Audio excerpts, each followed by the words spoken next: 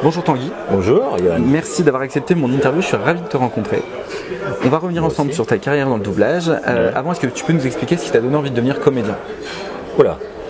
Ce qui m'a donné envie de devenir comédien, je sais pas ce qui m'a donné, ça fait tellement longtemps, j'étais tout petit, j'avais 6 ans.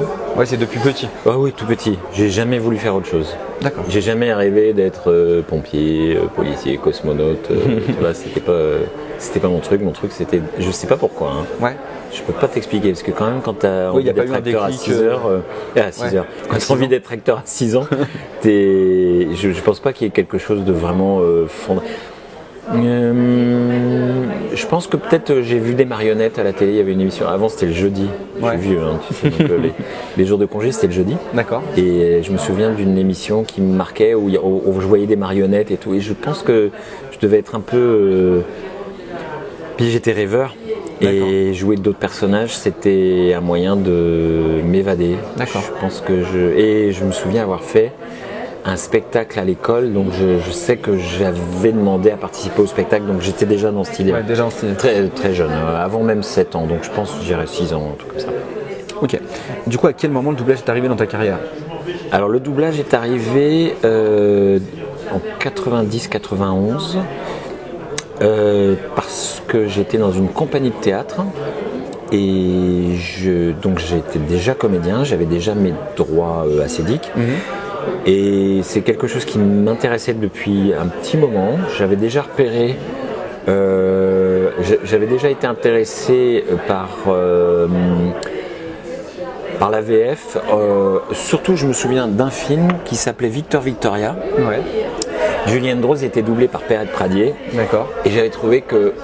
Enfin, je sais pas, je trouvais que la magie opérait vraiment très très bien en français. Moi, j'avais vu le film à Rennes. Ouais. Et j'ai vu le film, je crois, 4 fois. Je suis resté pendant plusieurs heures. D'accord. Je me suis fait le film 3 ou 4 fois, je sais plus exactement. Ah oui. Ouais.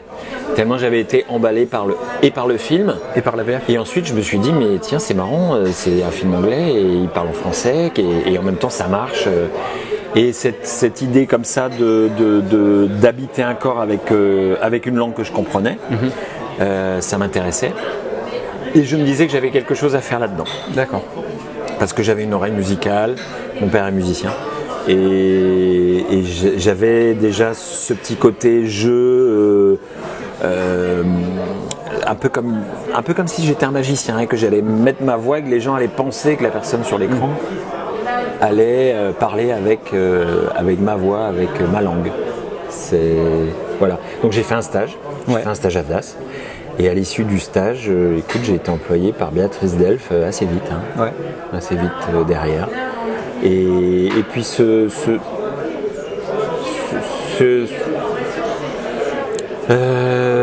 le fait de se retrouver comme ça sur un plateau, dans un studio, et de ne pas savoir ce que tu vas faire, et d'être surpris, et d'être à la fois une page blanche et puis prêt à recevoir quelque chose, tu sais pas encore quoi, et qui va te mettre dans une certaine émotion, une certaine énergie. J'ai toujours trouvé ça assez marrant. Et puis c'est vrai qu'en doublage, on te donne des rôles qu'on te donnerait pas à l'écran. C'est ça, c'est l'avantage aussi du doublage. Voilà. Et puis t'attends pas. T'es tout de suite dedans, quoi. Faut être en forme. Ouais. C'est une forme d'athlétisme. On est des athlètes. Alors, physiquement, ça se voit pas, mais on est des athlètes. Tous autant qu'on est. J'ai répondu à ta question. Ouais, c'est bon. Ok. Depuis, tu as prêté ta voix à plusieurs acteurs. Pour les fans de Walking Dead, tu es bien sûr la voix française de Rick Grimes, interprété par Andrew Lincoln. Vous et moi, on a nos différences. On voit pas les rôdeurs de la même façon. Enfin, c'est personne. Difficile de dire s'ils sont vivants ou morts, mais ce que je sais, c'est qu'à l'heure où je vous parle, moi et les miens, on est vivants. On ne peut plus vivants. Si vous nous mettez à la porte, ce sera peut-être plus le cas. La série s'est terminée il y a peu. Quel souvenir tu gardes de la série? Écoute, très bon souvenir dans l'ensemble, vraiment très bon souvenir avec Benoît qui est un chouette DA, un chouette mec de toute façon, et puis mes camarades, Manu, Carsen, Laura, Zéchi, et là j'ai plus et Françoise bien sûr, sur Carole. Et surtout ce qui était bien, c'est que le personnage évolue énormément. Ouais. Entre le tout début où c'est un jeune flic rasé de près, plutôt, on sent que c'est le gentil, on sent que c'est quelqu'un de plutôt doux, de plutôt aimant, de plutôt sensible. Ce qui était naturellement moi au départ. Ouais. Et au fur et à mesure, avec les épreuves qui s'accumulent, on sent qu'il devient tough, quoi, qu'il s'endurcit, sa voix descend, il devient plus. Et là, c'était vraiment intéressant d'aller travailler cette noirceur et cette folie qu'a le personnage parfois. Je les connais, les types comme toi. J'étais flic avant, tu vois. Et tous les samedis soirs, je ramassais une espèce de branleur dans ton genre qu'il fallait que j'écoute débiter ses foutaises à l'arrière de ma bagnole. Et c'était la même chose à chaque fois. C'était toujours la faute des autres s'ils avaient des problèmes. J'ai mieux à faire qu'écouter ça. Non, au contraire, tu vas rester ici. Après, le film est devenu beaucoup plus choral qu'au début. Au début, il était d'abord les premiers épisodes. Le premier épisode, il est tout seul. Après, il rencontre Glenn. Pas tout de suite. C'est pas tout de suite non, au début, il rencontre Morgan. Il rencontre Morgan, qui, tu sais, il y a cette scène atroce où il tue sa femme qui est devenue un zombie à distance. Et le mien qui cherche toujours sa femme et son fils, qui finit par retrouver, sauf que elle, le pensant mort, elle s'est mise avec son meilleur ami, elle a vécu sa vie, voilà, avec Shane. Donc il y a cette histoire comme ça de petite communauté qui se met en place. Et ensuite, voilà, les différentes communautés humaines qu'ils finissent par rencontrer, et la transformation du personnage. Et du coup, j'ai évolué avec lui. Ça, c'était vraiment intéressant de ne pas prendre un personnage à un moment où il est à son paroxysme. Ça, c'était vraiment intéressant de pouvoir le construire comme ça. J'ai des souvenirs de scènes très émouvantes où vraiment je me suis donné à fond, où j'avais même plus de voix en sortant du studio. Et oui, des petits moments comme ça où j'ai senti que voilà, ça le faisait bien, quoi, ça marchait bien. Vos règles vous conduiront à votre perte. Vos règles causeront des morts. Elles ont déjà causé plusieurs morts. Je vais pas rester là sans bouger et vous regarder faire. Quand on refuse de se battre, on meurt. Je vais pas rester là sans bouger. Tu l'as doublé pour la première fois dans le film Love Actually, tu l'as ensuite retrouvé à plusieurs reprises. Cette année également dans un épisode du cabinet des curiosités de Guillermo del Toro. C'était la première fois que tu le retrouvais depuis son départ de Walking Dead. Non, c'était pas la première fois. Parce qu'il y a eu Penguin Bloom, qui est passé sur Netflix, qui est une histoire, d'après une histoire vraie. C'est l'histoire d'un couple qui part en voyage au Vietnam, je crois, ou en Thaïlande, je sais plus exactement. D'accord. Et sa femme, qui est une grande sportive, tombe d'un parapet, enfin elle tombe d'une terrasse. Et elle se brise la colonne vertébrale, ce qui fait qu'elle perd l'usage de ses jambes. Elle est en chaise roulante. D'accord. Fauteuil roulant. Et c'est cette longue reconstruction physique, morale. Et lui, il l'accompagne. Oui, je comprends, tu sais. Je comprends. T'as plus envie de te voir comme ça. Tu veux effacer celle que t'étais. Mais tu restes toi, Sam. Ce que j'ai bien aimé, c'est que contrairement à Walking Dead, c'est plus un chef d'équipe, c'est plus un chef de... C'est pas un meneur. C'est pas un meneur, c'est pas un chef de troupe, il était vraiment au service de la comédienne, de Naomi Watts, et c'était très intéressant à faire. Et puis c'était un personnage très normal, un papa, très attentif, très bienveillant, vraiment autre chose.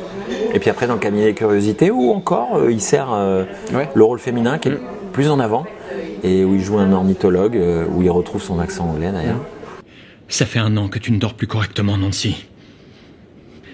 Même les gens les plus rationnels finiraient par entendre et voir des choses. À force de lutter contre la fatigue, il faut que tu te reposes. Edgar, non. Je n'ai rien vu ou entendu, Nancy, ni cri, ni fantôme, rien à part une grande maison triste. Alors, excuse-moi si j'ai des doutes sur ce que tu m'en racontes. Dans la dernière saison de la série Buffy contre les vampires, tu doubles le personnage de Caleb, joué par Nathan Fillion.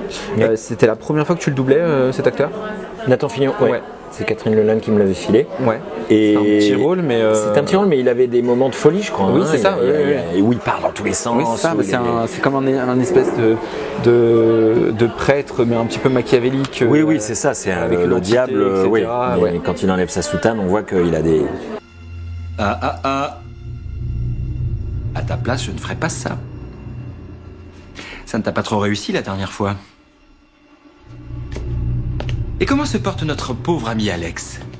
Dis-lui bien que je prie pour lui. Et dès qu'il le voudra, je suis prêt à... finir le travail. Alors, c'est un peu lointain, hein, donc j'en ai un souvenir vague. Mais je pense que il y a une scène en voiture avec Buffy où il pète les plombs. Je crois qu'il a les yeux, il a les yeux qui commencent à devenir rouges et tout ça. Il a des dents, enfin ça fait un peu vampire. Ouais. Et tout. Et voilà, mais c'est un peu vague. Hein, c'est un peu vague. Et je l'ai retrouvé dans Desperate Housewives. Dans Desperate Housewives, ouais. Voilà, où il fait le mari de Catherine sur la ça, troisième ou quatrième Catherine saison, je sais plus. Ouais. C'est ça. C'est ça. Et voilà pourquoi. T'as mis tout ça sur le dos de ton ex-mari. Et je t'ai cru. Tu m'as expliqué que tout était de sa faute.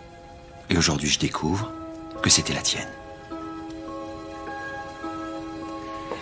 Maintenant, on est à peu près à égalité en ce qui concerne la trahison.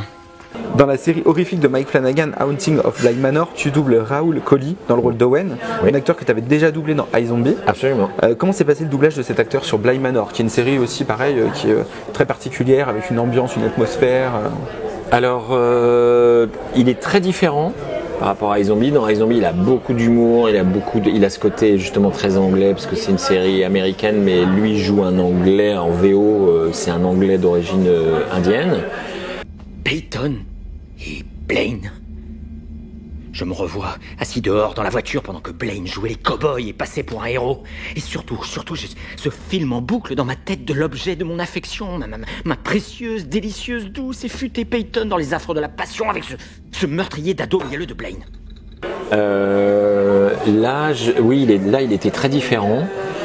Sauf au début où il a ce côté sympathique qu'on voyait déjà dans les zombies, et ensuite il se transforme, donc c'était intéressant effectivement de voir la palette d'un acteur que j'avais fait sur plusieurs saisons dans les zombies, où il était un peu dans un mode plutôt comique, on va dire.